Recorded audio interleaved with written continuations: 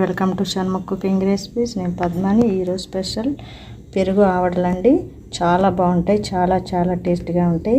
దీన్ని ఏ విధంగా చేసుకోవాలో, దీనికి కావాల్సిన పదార్థాలు ఏంటో చెప్తాను. ఆ విధంగా ట్రై చేయండి. ఎంతో చాలా సాఫ్ట్గా వస్తాయండి నేను చెప్పిన విధంగా చేసుకున్నట్టయితే.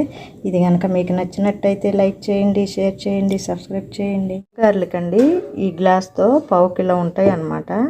ఈ గ్లాసు ఇది మనము ఒక 6 అవర్స్ నానబెట్టుకోవాలి. అంటే వాటర్ పోసి బాగా కడుక్కొని ఒక 6 అవర్స్ నానబెట్టుకుందాం.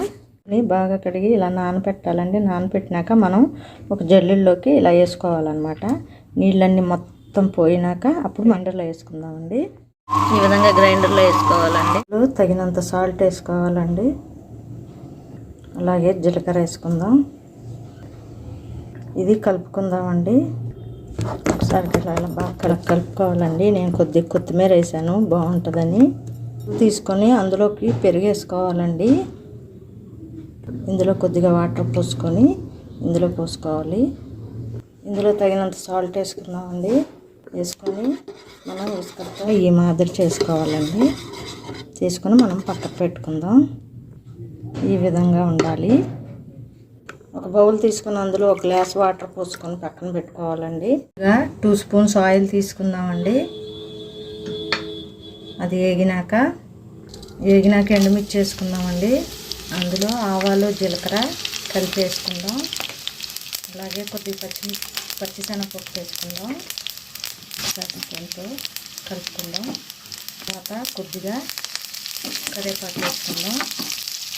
వేసుకున్న తర్వాత పచ్చిమిర్చి వేసుకుందామండి. కొద్దిగా అల్లం తురుము వేసుకుందాం. చాలా బాగుంటుంది. అలా ఒకసారి కలుపుకుందాం. కొద్దిగా ఇంగ వేసుకుందామండి. వేసుకొని ఒకసారి కలుపుకొని వేగిపోయిందండి, తీసేద్దాం. ఈ విధంగా పెరుగులో వేసుకుందామండి. కలుపుకుందాం. మర్చిపోయిన తాలింపులో కొద్దిగా పసుపు వేసుకుందామండి. వేసి ఇలా కలుపుకొని మనం పక్కన పెట్టుకుందాం. ఇప్పుడు వడలు వేసుకుందాం. దీంట్లో కొద్దిగా పచ్చి కరివేపాకు వేసుకుందామండి. మంచి వాసన వస్తుంది. వాటర్ తీసుకొని మనం దీనికి తడి రాయాలి. రాసి ఇప్పుడు మనము వాటర్ వేసుకొని చేతికి అప్పుడు ఇలా చేసుకోవాలండి.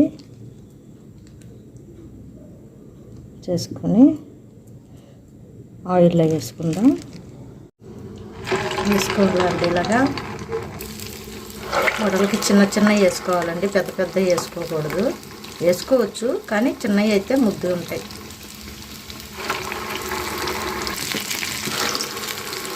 ఈ విధంగా వేసుకోవాలండి.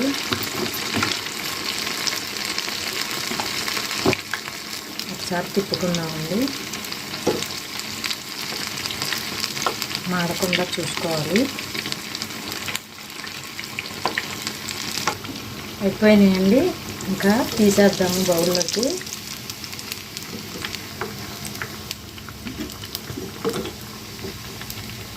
ఈ విధంగా అన్నీ తీసేసుకుందాం.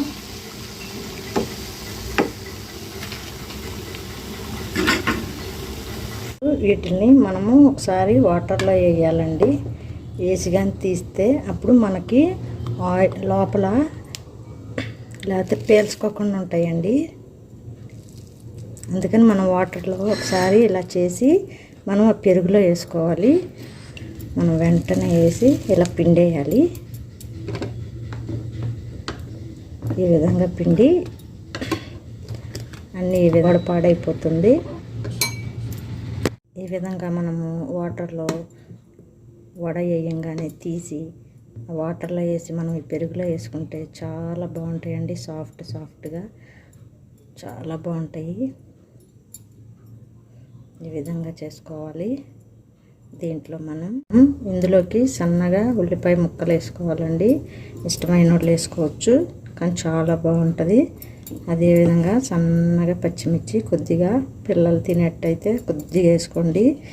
అలాగే కొత్తిమీర కొంచెం లైట్గా వేసుకోండి. అల్లం చిన్నగా తురుముకొని వేసుకోండి. మంచి బాగుంటుంది. అలాగే క్యారెట్ అండి, చాలా చాలా బాగుంటుంది వేసుకోవటం మీద. ఇష్టమైతే వేసుకోండి, లేకపోతే లేదు. ఇదేనండి టేస్టీ పెరుగు ఆవడలు చాలా బాగుంటుందండి, చల్లగా. ఆ విధంగా చేసుకోండి. ఇది కనుక మీకు నచ్చినట్టయితే లైక్ చేయండి, షేర్ చేయండి, సబ్స్క్రైబ్ చేయండి.